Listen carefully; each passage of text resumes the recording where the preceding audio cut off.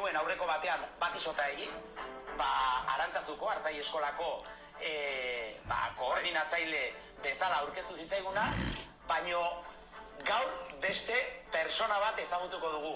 Ane izenekoa, hori bai da momentu honetan eskolako koordinatzailea eta berak hitz egingo digu Artzai Eskolaz, Artzaintzarako ezinbesteko eskolaz.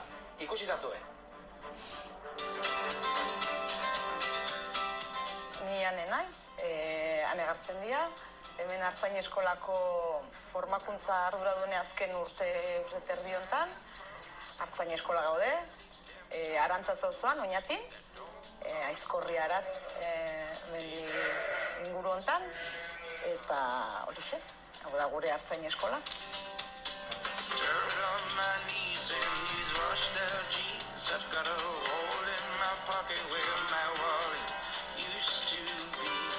Ze formakuntza zerbitzu edo eskaintza dauka Artzai Eskolak? Esango nuke 3 lerro nagusi dauzkea, ez? Bat da formakuntza trinkoa esaten duguna, irailean bukaeran baina hasiko dana eta ekainean bukauko dana, eta hor eskaintzen da alde batetik hainbat modulo teoriko, bai zooteknia baina baita ere komerzializazioa, transformazioa eta pixkat proiektua dana hartzen duna, eta horiek teorikoa gehi praktika gomizte egin bertan, eta gero praktika beste baserri eta artegietan.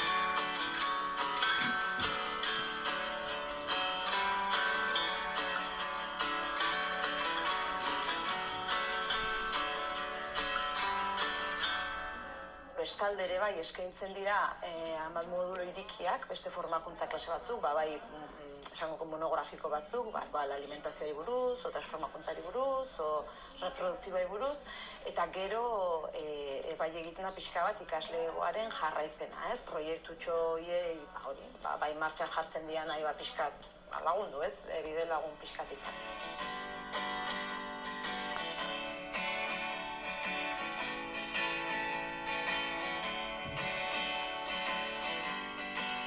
Ze esango genioke gizarteari?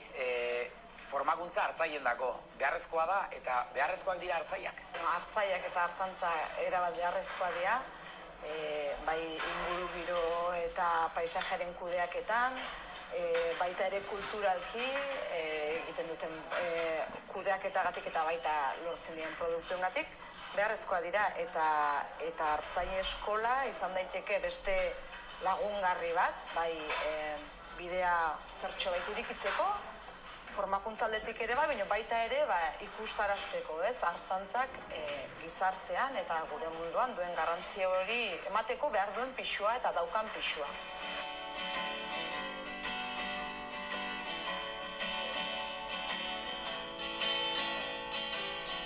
Hemendik, Arantzazutik, Gomiztegi, baserritik, Artzai Eskolatik alegia, Artzaintzari bidea eta arnasa emanez, bultzatu beharko diogu denon artean ezinbesteko dugun ogibide honi. Eutsi herriari eta lotu lurrari.